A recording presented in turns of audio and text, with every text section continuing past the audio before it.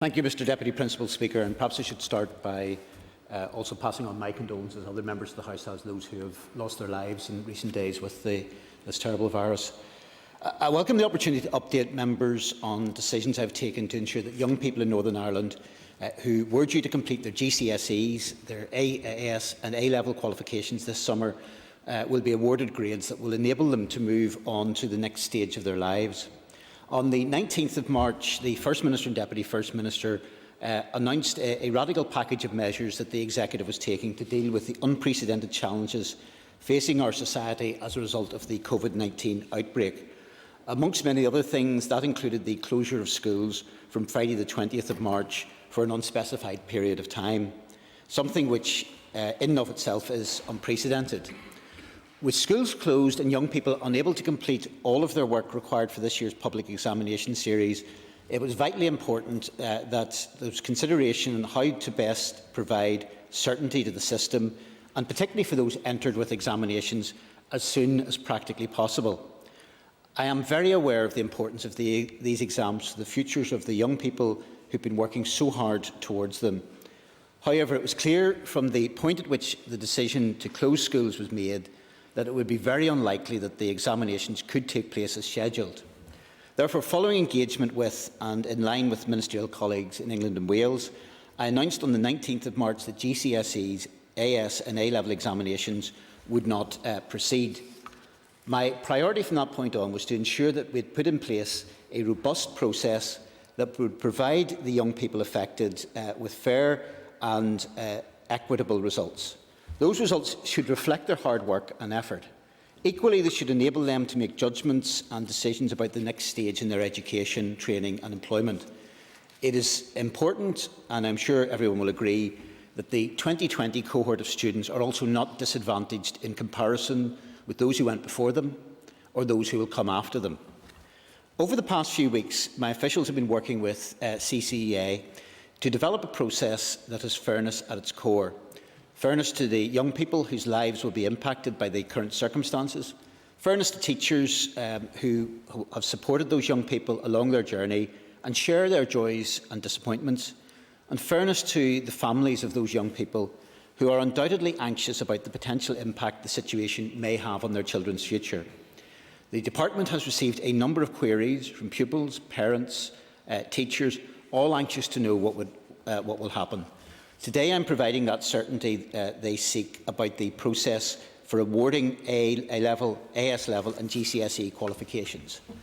I am also mindful that there are many young people in schools who have been able to access a wide range of vocational qualifications through the entitlement framework, and they too are seeking certainty. While I cannot provide that certainty today, I can assure members that we are working closely with officials in the Department of the Economy who have led on vocational qualifications policy, and collectively we are very aware of the need to ensure that young people taking those qualifications are likewise not disadvantaged.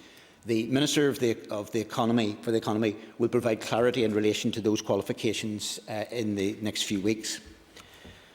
I have a detailed paper from CCEA setting out a series of options for each of the qualifications under consideration. CCEA had undertaken an option appraisal, including testing each of the options and based against 4 criteria: fairness, reduction in the burden, impact limitation and minimising uncertainty. The advice was carefully considered by myself, my officials and subsequently tested with advisers in the Education and Training Inspectorate. As part of the process to develop proposals that would have confidence of the education system, my officials consulted with representatives of head teachers and teaching unions, as well as other educational stakeholders. And I want to thank those organisations for their constructive engagement in these difficult circumstances.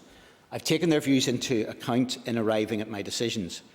I am therefore hopeful that the decisions I will take, while I am sure not everybody will agree with everything, will continue to have the support of the education system. Everyone recognises that there is no perfect solution, but I am confident that we now have a process which will lead to our young people being awarded the results they merit, and which will enable them to progress to the next stage of their lives, whether it be on to a further level of education, training or into the world of work. Teachers in particular will have a key role, and I'll be coming to the detail of this in a minute, will have a key role to play in relation to the alternative form of assessment. This, I believe, is the right approach to take. Who knows better the aptitudes, abilities, educational achievements of these young people than their teachers, who have guided them through the past few years on their educational journey. I want to pay tribute to all our teachers for the way that they have adapted to the current circumstances and are making every effort to ensure that teaching and learning continues as best as possible. And again, I would like to thank them in advance for helping implement the arrangements we are now putting in place for awarding qualifications to ensure their students are able to progress. Now, in Northern Ireland, we have an open qualifications market, which means that learners can choose qualifications offered by a range of examination bodies across England, Wales and Northern Ireland. GCSE and A-levels are also brands operated on a three-country basis. Scotland is in a slightly different position. Therefore, it is important to ensure continued comparability and portability of these qualifications, that we are aligned with the arrangements in England and Wales as far as possible, while recognising that the approach also needs to reflect policy differences. I believe the decisions taken provide for the appropriate alignment while also being in the best interests of young people in Northern Ireland. While 98% of young people in Northern Ireland schools take the CCEA, GCSEs, and 87% take CCEA A-levels, a small number take qualifications offered by English and Welsh examining boards. Those qualifications will be subject to the arrangements in their respective jurisdictions. Both Ofqual and Qualification Wales have published guidance on their websites setting out the relevant arrangements. In relation to qualifications offered by CCEA, which are taken by the vast majority of students, I can confirm I have now instructed CCEA as follows. Young people due to complete their full GCSE, AS and A-level qualifications will be issued a set of results this summer in order to allow them to progress further study or employment. For those young people due to take part in part of a GCSE qualification, I suppose known as a GCSE module, unit-level results will not be provided. So in relation to the four main general public examination series, I will cover each in turn, starting with A-levels. For those students due to complete an A-level this year, and in the absence of examinations, they will receive a calculated grade based on a combination of teacher professional judgment, which includes grading and rank ordering by schools, and proven statistical modelling. They will also include, this statistical modelling will also include a value-added element to take account of the impact resets would normally have had on the final A-level outcomes. Those are resets which have already taken place in terms of AS levels. Students will not be required to take A-level examinations through an additional sitting, such as in an autumn series, but if they wish to sit examinations, there is the opportunity in the summer of 2021 for those people to do effectively a form of reset. In relation to AS levels, AS qualifications are not only standalone qualifications, but also contribute in Northern Ireland to A-level qualifications when combined with what's known as the A2 exams. For this year, the AS level in 2020 will be decoupled from the A2 A-level. So for those due to complete an AS level, they will also receive a calculated grade. However, that calculated grade will not contribute towards the awarding of an A-level in the summer of 2021. The AS grade in 2020 will be calculated using a combination of the teacher professional judgment, again involving grading and rank ordering by schools, and also pupil prior performance, including the GCSE mean scores. For those who are then progressing on, for students in summer of 2021, students who continue on to the A2 will have two options. They can either choose to sit only the relevant A2 papers in summer 2021, and therefore an A-level will be awarded based on those papers, with the AS component being treated as a missing paper. The marks will be retrospectively calculated using recognised statistical modelling. The process is one normally used when, for example, if a student is unable to sit a paper due to illness or some sort of unforeseen circumstances. So it is something that has been used in the past. Alternatively, a student may choose to sit both the AS and A2 papers to achieve an overall A-level grade. In this case, the AS component will be calculated using statistical modelling, as in the first option. Very importantly, I wanted to make it clear that the overall A-level will be awarded on the basis of the higher marks from these two options in terms of the AS component, either the actual performance in the paper or the calculated mark.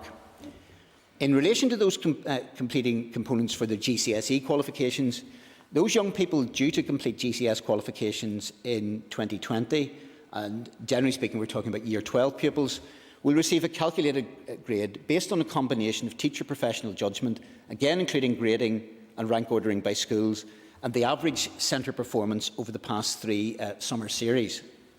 Finally, in relation to GCS units, which are otherwise known as modules, GCSEs in Northern Ireland are modular and so enable students to take exams for units making up the full qualification at different times over the two-year course of study. Some continue to take all units at the end of the second year, but there are many Year 11 students who are due to take a number of units this year. For those students taking units that will not lead to the completion of a GCS qualification this year, there will be no grades issued or be awarded this year. These learners will participate in the summer 2021 series, and for each GCSE they will have the following options. Those learners not entered for any modules in a given GCSE in summer 2020 should aim to sit as originally planned the elements of the relevant GCSE in the next academic year, which could include units taken in November, January or March as part of the normal 2021 examination series. Those learners entered for a part of a GCSE in 2020, but not due to complete the qualification, will have two options in the next academic year. Either they will choose to sit only the outstanding units of their qualification, with the remaining units being treated as missed papers and marks being calculated on the units taken in 2021, again using that recognised statistical modelling to arrive at an overall calculated grade, or alternatively students may choose to sit all units of their GCSE qualifications in the normal 2021 examination timetable. Calculated marks for the units for which they are entered in summer 2020 will also be generated, and again it will be the higher mark achieved for those units, either the calculated mark or the actual performance, will be used to arrive at the overall GCSE grade. Now, I appreciate this, and it's all very complex, and members may realise it took me quite a long time to be able to absorb all this myself over the last period, and it's also quite technical in nature. But CCEA will be providing more detailed advice and guidance to schools, parents and young people as a matter of urgency, and have also published answers to frequently answered questions on the CCEA website. In all the discussion of these options, I was conscious to keep learners at the centre of any solution. I believe the solutions I've outlined does just that. It provides flexible options where possible to ensure learners, particularly those in years 11 and 13, are not overburdened. Nevertheless, they do have the option of sitting exams for all the parts of their qualifications if they so choose.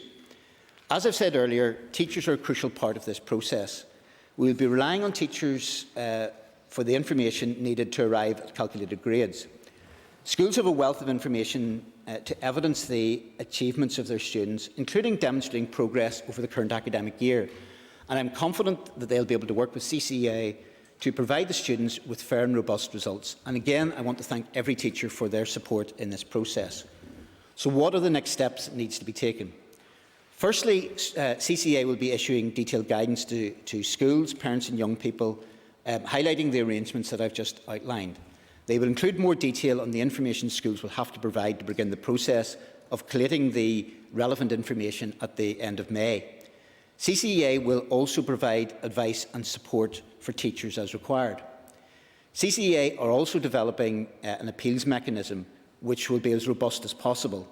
While it's not possible to review marking in the normal way, it's nonetheless important that young people are able to appeal if they feel the process has not been appropriately applied in their case. CCEA will take into account the steps Ofqual and Qualification Wales are also taking in developing an appeals mechanism. And as with normal processes, there will also be an opportunity for students to take examinations in summer 2021 should they wish to. There are a number of other issues which need to be finalised, and work is continuing apace. For example, I'll be considering a number of matters relating to data collection, an issue which is likely to be handled at a UK level, to ensure consistency of approach. In any examination process, confidentiality is paramount in producing robust and reliable outcomes. This process requires teachers to maintain that confidentiality, and they cannot share examination assessments with parents or pupils in advance of submitting those assessments to CCEA. Parents and pupils should not ask, nor should they expect, to receive this information. Teachers have a complex task ahead of them, and they must be offered the opportunity to assess pupil performance objectively and holistically. Another issue, I think, where work is ongoing is in relation to private candidates.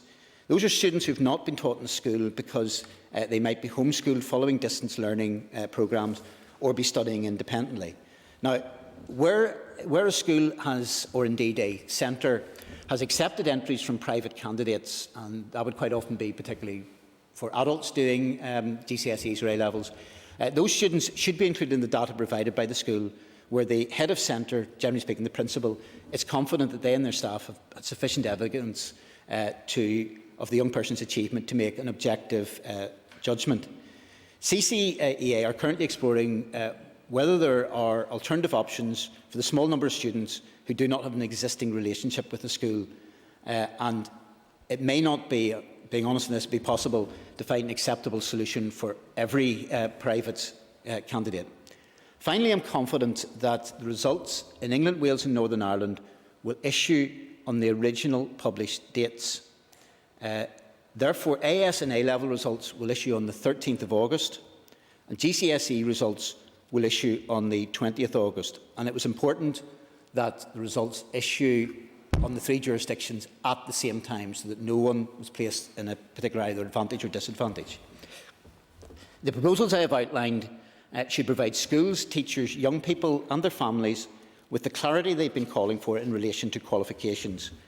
I hope they will show, this will also show that fairness is at the heart of the approach I have adopted, and that our young people can be assured that the grades that they will receive will reflect the work that they have put in over recent years.